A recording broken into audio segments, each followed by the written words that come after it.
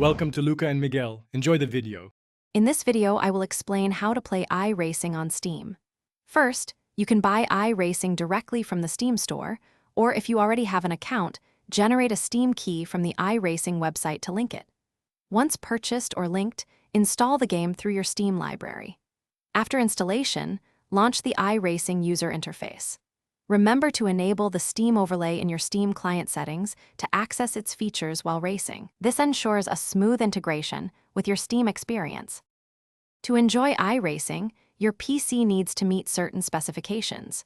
You'll need a 64-bit Windows 10 or 11 operating system. A minimum of 16 gigabytes of RAM and a 4-core processor are essential for smooth performance. For graphics, a dedicated gaming card with at least 4 gigabytes of video memory is required. Ensure you have at least 25 gigabytes of free storage. For the best experience, a force feedback steering wheel and pedal set are strongly recommended. iRacing uses a subscription model, so you'll need an active plan to play. Options include monthly, 3-month, or 12-month subscriptions. Your initial membership grants access to 26 cars and 29 tracks.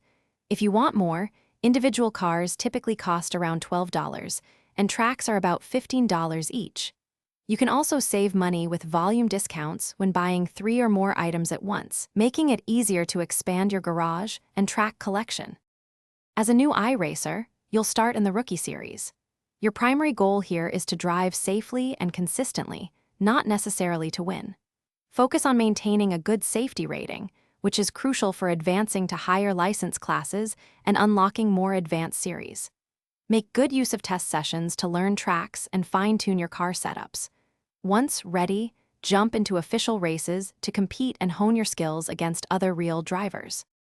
Thanks for watching and please subscribe. It's the best investment you'll ever make.